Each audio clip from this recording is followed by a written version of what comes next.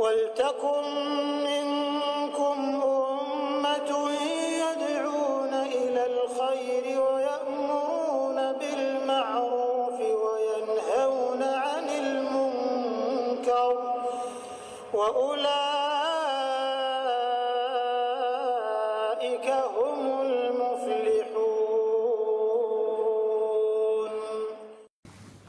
Dalil pertama yang diangkat oleh Imam Nawawi rahimahullah, ayat yang masyhur dalam surah Al-Imran ayat 185. A'udzu billahi minasyaitonir rajim. Kullu nafsin dha'iqatul maut wa innama tuwaffawna ujurakum yawmal qiyamah. Faman zuhziha 'anil nari wa udkhilal jannata faqad faz wa mal hayatud dunya illa mata'ul ghurur. Setiap yang bernyawa akan merasakan mati. Jadi sehebat apapun kita menjaga kesehatan tadi, ya, sehebat apapun kita melindungi diri kita dari segala macam yang bisa menjadi mara bahaya, tetap akan merasakan mati. Dan hanya pada hari kiamat sajalah diberikan dengan sempurna balasan kalian. Maksudnya nanti hari kiamat akan kita terima balasan sempurna dari amal soleh kita atau hukuman atas perbuatan dosa kita. Barang siapa yang dijauhkan pada hari kiamat dari neraka dan dimasukkan ke dalam surga, maka sungguh dia telah memperoleh kemenangan yang besar. Kehidupan dunia itu tidak lain hanyalah kesenangan yang memperdaya. Dalam arti kata, menipu bagi orang-orang yang tidak tahu hakikat daripada hidup di dunia. Toh dia juga akan melaluinya, dia akan meninggalkannya. Dan semua hanya akan jadi kenangan. Ya.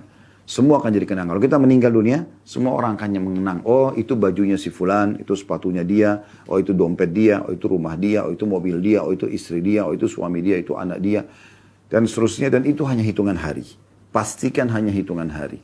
Setelah itu, istri atau suami kita bisa menikah lagi, anak-anak juga akan sibuk dengan aktivitasnya masing-masing, semua pakaian kita akan dibagikan, warisan akan dibagi dan seterusnya. Dan hanya dikenang beberapa hari. Setelah itu sudah menjadi hak orang lain dan kemudian akhirnya mereka pun sibuk dengan kehidupan mereka dan akan terulang lagi.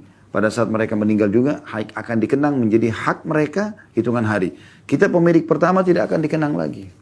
Tidak akan dikenang lagi. Semua itu akan hilang. Yang akan bersama kita hanya amal saleh yang selama ini banyak orang lalaikan. Wallahul musta'an. Baik, ayat ini menjelaskan kepada kita semua jiwa akan merasakan mati. Ya. Kemudian juga akan ada pembalasan yang akan kita terima sempurna. Di sini saya katakan tadi, di awal pembukaan kita tidak ada keraguan terhadap janji Allah. Kalau kita berbuat amal soleh pasti akan kita terima. Ya. Dan kalau kita berbuat dosa pasti juga akan ada hukumannya. Kecuali kita sempat bertaubat ya. Kemudian juga dijelaskan kalau orang-orang yang diselamatkan nanti di hari kiamat ya, dari api neraka dan masuk ke dalam surga, sungguh itu kemenangan. Memang ini kemenangan yang sebenarnya. Kalau Anda mau cari kemenangan yang sebenarnya hanya ini saja. Nggak ada kemenangan yang lain. Kemenangan dalam permainan, kemenangan dalam peperangan, ini cuma kemenangan semu di dunia sebentar. Tapi kalau kemenangan yang sebenarnya pada saat kita betul-betul kaki ini sudah masuk ke dalam surga. Makanya Imam Ahmad rahimahullah berkata, ya, saya tidak akan pernah atau tidak akan tenang jiwa seorang mukmin sampai kedua telapak kakinya menginjakkan surga. Karena dijamin kalau orang sudah masuk ke dalam surga tidak akan dikeluarkan lagi untuk menuju ke neraka. Beda kalau orang masuk neraka ada kemungkinan dia keluar ke surga bila dia memang ditolong oleh Allah Subhanahu wa taala, karena ada syafaat dari Allah atau karena memang ya, syafaat orang-orang beriman ataupun misalnya memang karena dosanya sudah dibersihkan sehingga sisa amal solehnya saja akan membawa dia masuk ke dalam surga. Ya, tapi kalau di surga, orang kalau sudah masuk tidak akan pernah keluar lagi. Maka target kita itu. Ini kemenangan yang sebenarnya. Dan kemudian yang terakhir pesan Allah Subhanahu wa taala adalah bahwa dunia ini hanyalah kehidupan yang memperdaya atau kesenangan yang memperdaya. Artinya semua akan semu, ya. Misalnya kita rasakan makanan enak nih. Lezat sekali. Habis itu selesai. Ya. Lewat makanan itu ukuran sepertiga jari telunjuk kita ini ada garis-garisnya, ke tenggorokan kita sudah tidak kita tahu lagi. Bahkan kita sudah tidak bisa bedain mana daging, mana ikan, mana nasi, mana kentang, ya, dan seterusnya. Di ujung lidah iya, model di depan mata kita sudah makan iya, tapi kalau sudah lewat maka sudah selesai urusannya. Ya. Maka semu sebenarnya, semu. Pakaian kita pakai nih, setelah kita pakai, beberapa waktu kita akan merasa, oh ini tadinya model tren, sekarang sudah mulai berkurang. Atau paling tidak pada saat dia sobek, atau dia rusak, atau dia lapuk, atau kita meninggal dunia. Maka semua juga akan ketinggalan. Seperti itu. Kendaraan, mobil, motor. Mungkin kita anggap sekarang paling canggih yang kita gunakan. Nanti lama-lama akan keluar model baru dan akhirnya ketinggalan. Handphone, semuanya. Maka itu semu. Semuanya itu semu. Maka tunggangi dunia ini teman-teman sekalian untuk mendapatkan yang terbaik di akhirat sana. Itu poinnya.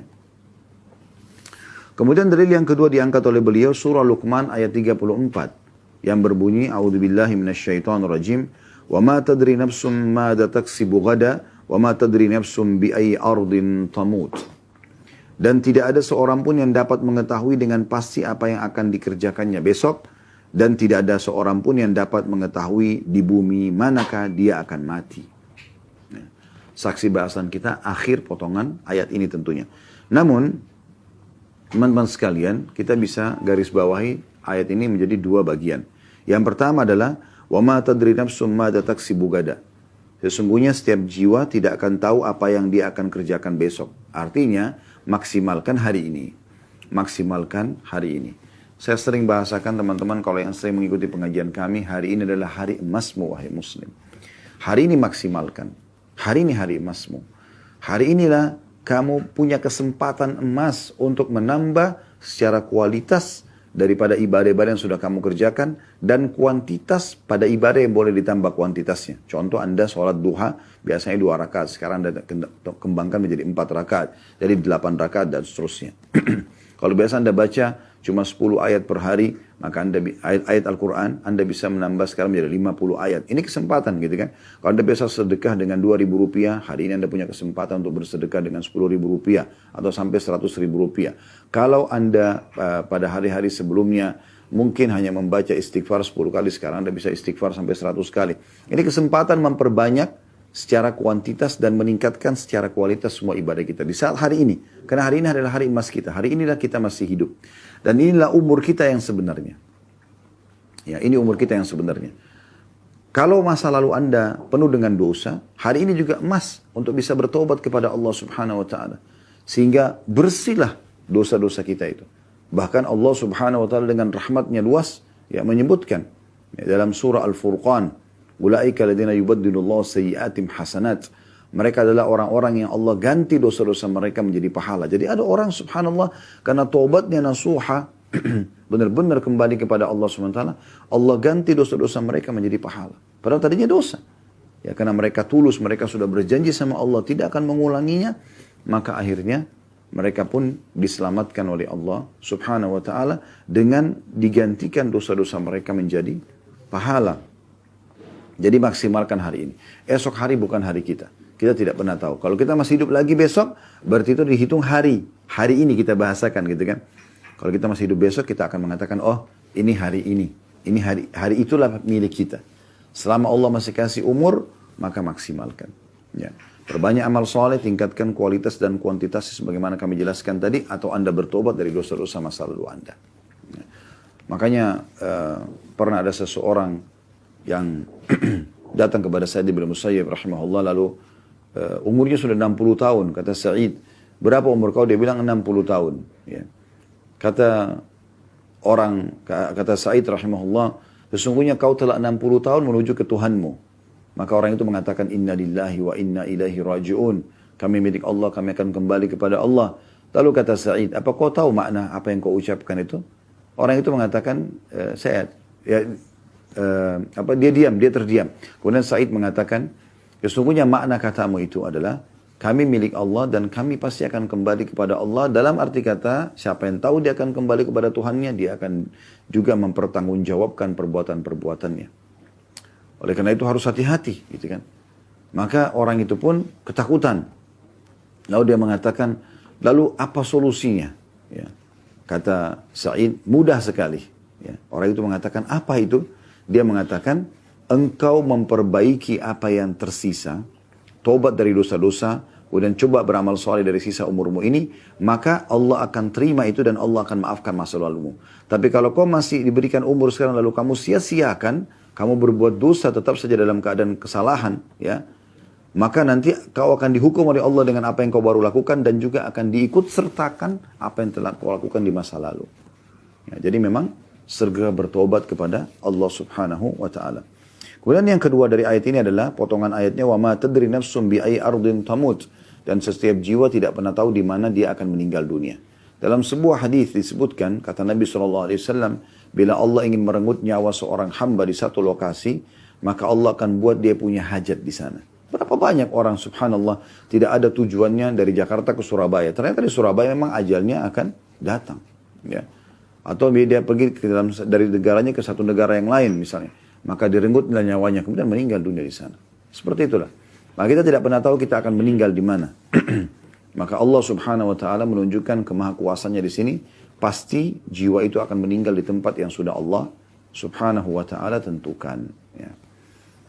Kemudian dalil yang ketiga yang diangkat oleh beliau, firman Allah subhanahu wa ta'ala dalam surah An-Nahl ayat 61. A'udzu billahi minasyaitonir rajim. فَإِذَا جَاءَ أَجَلُهُمْ لَا يَسْتَأْخِرُونَ سَاعَةً وَلَا يَسْتَقْدِمُونَ. Maka apabila ajal mereka tiba, maka tidak akan dapat meminta penundaan atau percepatan sesaat pun. Jadi kalau sudah datang detik itu, di tempat itu, kita akan meninggal dunia. Makanya saya selalu terinspirasi dengan kisah seorang salafus saleh yang bernama Abdullah pada saat anaknya wafat dibunuh orang. Kemudian datanglah seseorang yang menyampaikan kepada dia berita tentang masalah wafat anaknya itu. Maka dia pun dengan sangat tenang merespon. Pada saat orang bawa berita itu mengatakan, wahai Abdullah, anakmu mati dibunuh orang. Maka dia lagi ngunyah makanan, dia dengan tenang, ya, tetap saja dia memberhentikan kunyahan makanannya dengan sangat tenang, lalu dia mengatakan inna lillahi wa inna ilaihi rajiun, lalu dia kembali mengunyah makanannya. Yang bawa informasi penasaran sambil mengatakan, wahai Abdullah, anakmu baru mati dibunuh orang. Tetap dia melakukan hal yang sama sampai 3 kali. Maka kemudian orang itu penasaran mengatakan, bagaimana bisa kau tetap makan, tenang makan, sementara saya lihat depan mata saya sendiri anakmu ditusuk oleh orang, mati, terbunuh. Mungkin pikiran orang yang bawa berita ini, dia akan panik, dia akan mencari siapa pembunuhnya lalu membalas dendam. Itu pikiran normalnya manusia yang tidak mengikuti dengan atau tidak mengikuti kehidupan dia ini dengan keimanan atau menyelimuti kehidupannya dengan keimanan. Maka Abdullah mengatakan, duduklah. Sesungguhnya anak saya mati, dia mengatakan bukan karena ditusuk oleh orang, tapi karena ajalnya sudah datang. Ini keyakinan seorang muslim. Ya. Jadi kalaupun tidak ditusuk di saat itu, dia akan mati juga di saat itu, di tempat itu. Kalaupun dia ya naik pesawat dan meledak pesawatnya misalnya. Kalaupun tidak meledak, di detik itu dia juga akan mati. Ajalnya akan datang. Kalaupun tidak tenggelam di lautan, di detik itu dia akan meninggal juga. Seperti itulah kurang lebih gambarannya. Jadi seseorang muslim harus yakin gitu, bahwasanya ajal kalau datang pasti akan tepat waktu, ya, tepat sasaran dan tidak akan pernah terlambat sesaat pun. Beberapa hari lalu subhanallah, salah satu saudara kandung saya sempat mengirim di grup keluarga sebuah cuplikan, ya, dan saya sendiri sempat membuka di Facebook, entah siapa yang buat, tapi di situ tentang orang yang meninggal tiba-tiba gitu, untuk membuat kesadaran. Cuma cuplikan biasa saja sebenarnya, tapi ada orang yang di lokasi tempat fitness tiba-tiba jatuh dengan badannya yang kekar. Ada orang yang di acara perkawinan, lagi acara perkawinan tiba-tiba jatuh dan meninggal dunia di tempat. Ya, ada orang yang lagi jalan ngobrol tiba-tiba meninggal dunia dan sekian banyak itu. Ya, ada anak kecil yang lagi bermain kemudian tiba-tiba saja tanpa sebab tiba-tiba jatuh kemudian meninggal dunia. Ya, begitulah kalau ajal datang. Oleh karena itu harus hati-hati sekali. Setiap langkah kita melangkah, setiap tatapan mata kita pun, setiap jaman tangan kita, di setiap detik itu bisa malaikat maut datang dan mencabut nyawa kita. Oleh karena itu harus hati-hati teman-teman sekalian.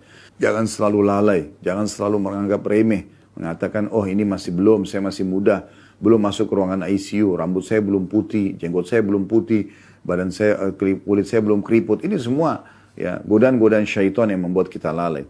Berapa banyak orang yang meninggal masih muda, bahkan masih anak-anak bisa meninggal. Ya, oleh karena itu harus hati-hati. Apalagi kalau orang yang sudah mencapai umur-umur yang sudah memang mendekati ajal itu. Seperti mendekati 60 tahun misalnya. Karena kata Nabi SAW, umur umatku antara 60 sampai 70. Berarti sudah masuk di peringatan Nabi SAW. Kalau di umur ini pun masih lalai, ya masih terus bermaksiat kepada Allah, ini luar biasa ini. Sudah menjelang sampai ke ajalnya. Gitu kan. Maka harus hati-hati. Walaupun bisa saja dia lebih daripada itu. Tapi itu sudah bonus kalau ada lebih daripada 70 tahun. Karena Nabi SAW mengatakan itu. 60 sampai 70. Dan sangat sedikit ya, yang melewatin itu.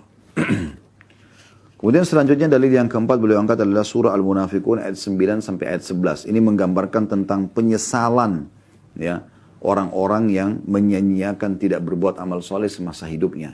Nanti pada saat malaikat maut datang baru dia nyesel. Ya. Walaupun digambarkan dalam ayat-ayat ini tentang masalah sedekah. Tapi ditarik oleh para ulama secara umum amal soleh yang akan disesali bagi orang yang selalu melalaikannya.